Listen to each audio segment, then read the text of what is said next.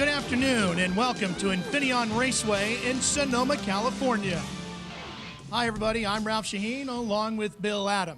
We began this morning in great anticipation of watching one of America's biggest racing stars, Dale Earnhardt Jr., behind the wheel of one of the American Le Mans Series' most dominant racing machines, Chevrolet Corvette C5R. Unfortunately, all of that changed on the first lap of the morning warm-up today. Now, we can tell you after the accident, which you are about to see, that Dale Earnhardt Jr. was transported to a nearby hospital, and we can report that he is okay.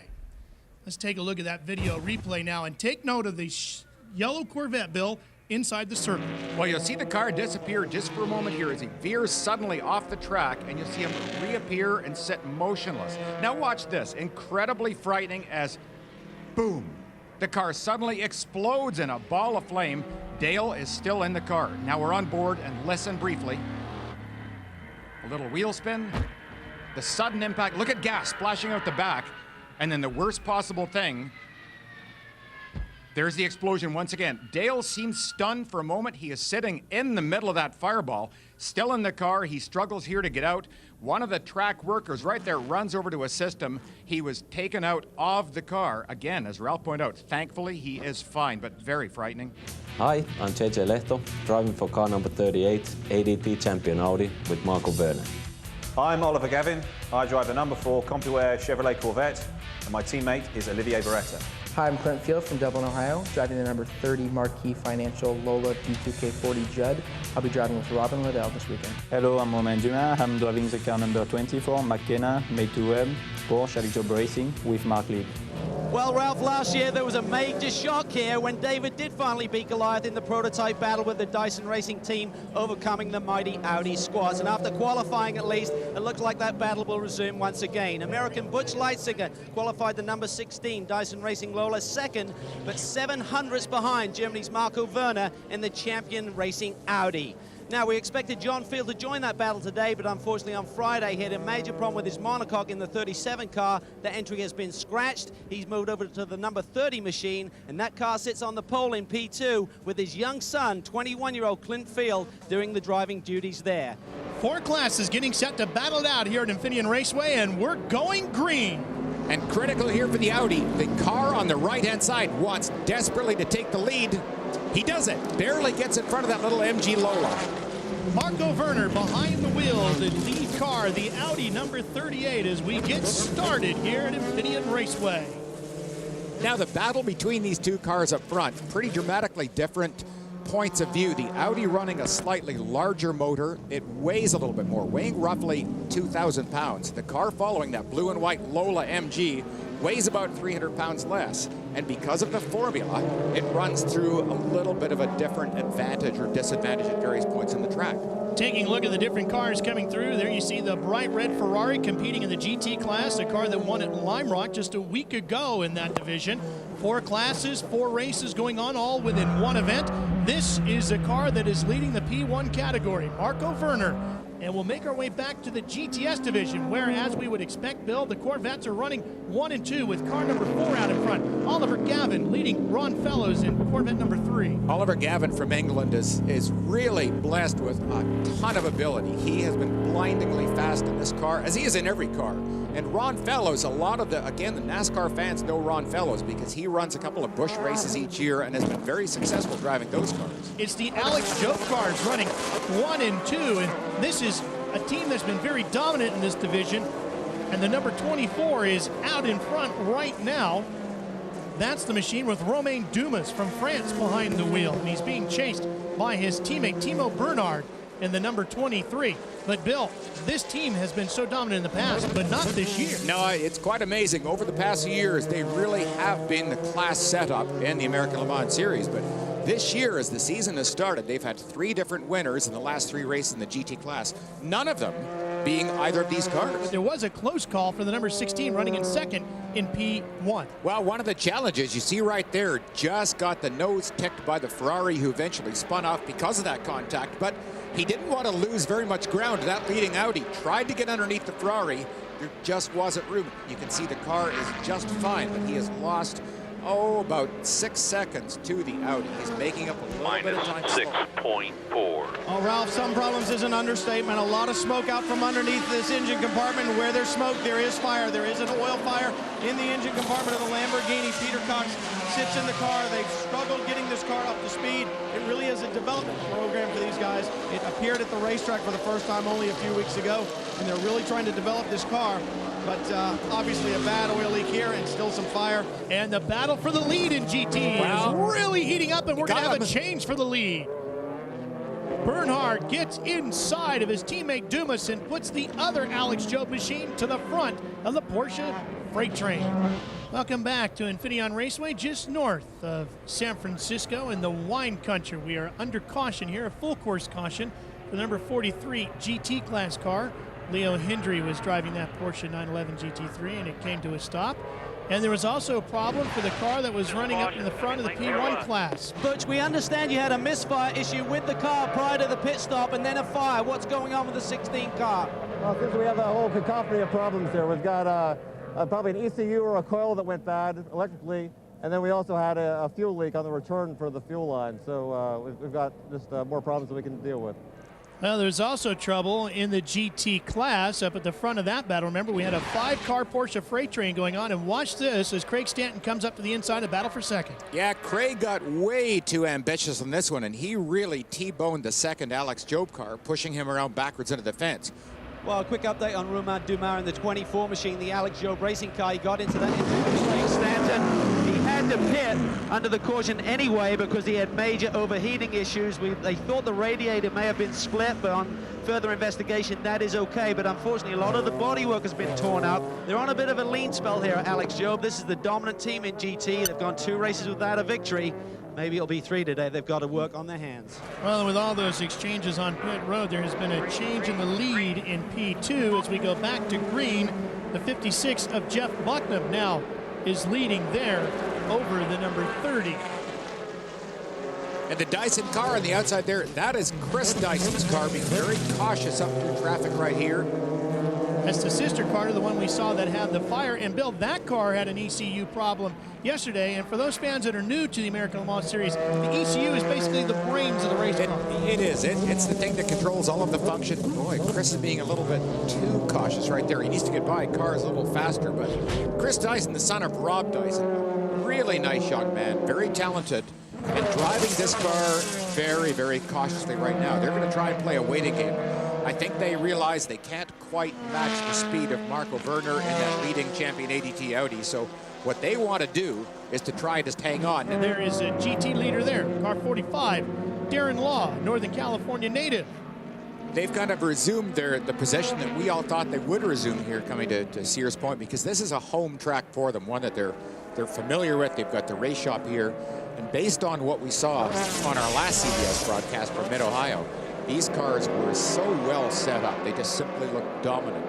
Here, this particular car was not as good as the sister car. Overnight, they matched the sister car. They took everything that worked off the other car, did it to this car, and it's pretty apparent that it works.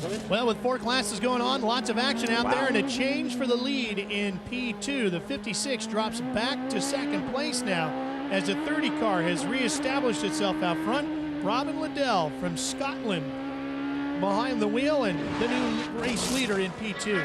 He's great. Under a full course caution here at Infineon Raceway in Sonoma, California. And here is why it involved the GTS class leading Corvette number 4 of Oliver Gavin. Well, this is turning out to be just an unthinkable day for Corvette. Oliver Gavin has just had a disastrous season. He has been blindingly fast. Now, here we are on board, so watch that car directly up ahead.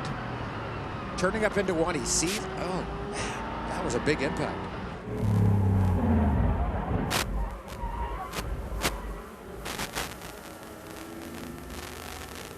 He's taken that car straight to the bridge, and it looks like he might have been furious with one of the other cars nearby. There was some traffic involved. I'm not sure if that was shown on the camera there, but he's had to take it back to the garage area. They've got to change the front clip. That's everything essentially in front of the front wheels on that car to get that car up to speed once again. But it's quite remarkable. They came in here with 3 strong bullets in the gun, and 2 have already gone. It's going to be down to Johnny O'Connell and Ron Fellows to try and bring it home again. But they're going for 4 straight here at Infineon. They've won the last 3 races here at at this racetrack.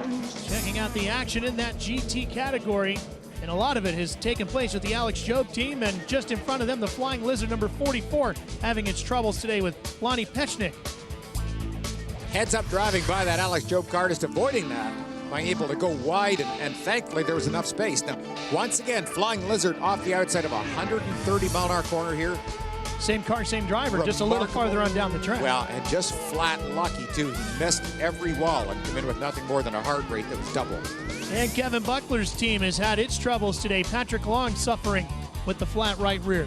Patrick bringing the car in. This car is shod with Michelin tires. A rare failure at Michelin, but sometimes you run over a sharp rock on the track. Ferrari trying to get down the inside, barely makes it. And that was a position change for fourth. The Ferrari, the winner at Lime Rock just a week ago, trying to work its way to the front of the field. And let's check in with Brian Till with more on the GT class. Well, Ralph, the number 45 Flying Lizard Porsche is in. Darren Law is out of the car. Johannes van Overbeek will be taking over from them. What great pit strategy these guys had. In the first full course yellow, they played the yellow perfectly, came actually through pit lane, but did not stop because they realized if they got back on the track, they would get waved by the pace car, and they actually picked up a lap over the rest of their competitors. They have a one-lap lead right now, and they just want to bring this Porsche home. And we're back to green. Now, I believe by all of that, since he was in the pits right there, I think the Alex Job cars may have gone back on the same lap with the Flying Lizard car. So let's see how that develops. Uh-oh. We got a problem with the GTS class, the 63 car. That is the Celine, which was trying to back into pit lane, I think. Now, the Corvette, the work that they have done on this is, you know, it's becoming almost second nature for the American Le Mans Series. We've seen so many changes on the Audis where they've changed parts. Well, I think as Olivier Beretta brought the car down pit lane, he was weaving backwards and forwards, and the angle of these front wheels does not look correct. There's an alignment that has to be correct for these cars to run fast, and I think other than the bodywork damage that has been repaired, there may be some suspension damage. On board with the P1 leader, that is J.J. Leto behind the wheel of the Audi, the champion Audi, number 38. They have sweeping down through 10. Pardon me, Ralph, I was just going to say they've had a remarkable day so far, that they withstood the initial challenge by the Dyson Racing 16, and then they had that problem, and this Audi is, well, it's kind of continuing on with the history that the car has. It's just virtually, and I hate to say this, touch wood, unbreakable. Well, unfortunately, when they were doing the repair there to the front suspension, they had 5 men over the wall, which is too many to be working on the car, and hence there's a penalty here. And also the piece that they had to change was the toe link. Down in the Corvette pit, caught up with Ollie Gavin here. Ollie, I know you're very frustrated by what happened out there with the slower traffic. You had the class lead. Great battle going on with you and Ron today. Yeah, it was going very well. The CompuWare Corvette was running extremely well. The Michelin tires were performing extremely well. It was just very unfortunate with the Lamborghini. As I was coming up to turn 1 here, I was looking to go to the inside. The Lamborghini was going quite slowly. I had, like I say, went to the inside, but he then started to close the door. I then went to the outside, to the right, and he started moving over to the right. And as I just tried to sort of squeeze by him, he clipped my left rear and he spun me into the wall on the left-hand side. Here's a look at what's going on in the GT class, and there is your race class leader for this race, Johannes van Overbeek in the number 45. Out front right now in the GT class. That is a great looking car, very, very stable. And once again, they seem to return to their mid-Ohio form, a totally different kind of a racetrack. But the car sits beautifully on the surface. It puts the power down well. It's very good under braking, particularly good graphics, even though they won't tell us what the Flying Lizard is. That there is the second place GT class car of Timo Bernhard, the Alex Job number 23. There's the sister car, which is running in fourth with Duma behind the wheel. And of course, if Johannes van Overbeek can hold on for the win here in GT, they'd be the first repeat winners in GT this year. Down to turn 11, the final corner. One more time up through the gearbox, and there is the Corvette. Checkered flag should be awaiting for J.J. Leto. Here he comes, and there is the winner of the Grand Prix here at Infineon Raceway. GTS class about to be settled, and that will go for the 4th straight time this season. A 4th straight time. Here, I should say, yeah. At Infineon Raceway. It goes to Johnny O'Connell and Ron Fellows.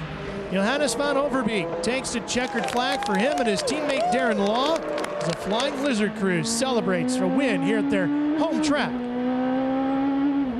And John Field now working his way down through the S's as you ride looking over his head to the checkered flag for the win in P2. Yeah, so John can at least smile a little bit that he may have broken the big car, but at least he comes home with that trophy and driving with his son. I don't think there's very much better than that. Well, JJ, later has certainly been a sweet summer for you boys. Talk about the race, though. I mean, how disappointing to you as a competitor is it to see the 16 car kind of falter and have it your own way? Well, it was a shame because they were really pushing us really hard in the beginning, and Marco was doing a lot of job, to keep the car number 16 behind.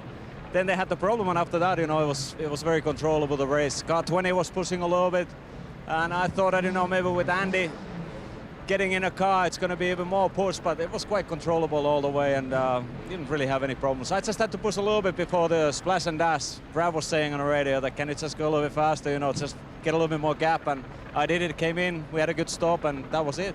Darren Law and Johannes van Overbeek come home victorious here. It looked like perfection from our point of view. Johannes, you ended the race. Was it perfection from your seat? Yeah, this win really has to go to the team. Thomas Blom worked magic in the pits. Flying Lizard guys did great pit stops. Got to thank East Silicon, Brocade, and Short Teller out to root us on. And I couldn't have done this without Darren. He got us in the position to be able to finish here, and just have to thank him for that. Well, after a great opening stint by Ron Fellows, Johnny O'Connell brought it home once again. You boys have this place mastered 4 in a row. It's good to be home for you, Johnny. It really is. Sears Point has always been good to us, but this one, without a doubt, was won by Ron. This car, I liked how it handled yesterday, but definitely not today. It was really difficult for Ron to be able to keep us, in the hunt and keep the pressure up. I think that's what won us the race. And here's a look at the P2 results, where it's a good day for the Field family as they take the win with their teammate Robin Liddell. The championship has to seem to be a very, very real possibility for you guys. Well, that's what we're going for this year. We had 2 good races going for us at Sebring and Lime Rock, and we had them slip away from us. So, we got to keep on going strong. We had a couple wins and just keep on going through Portland and everywhere else. So hopefully it keeps going.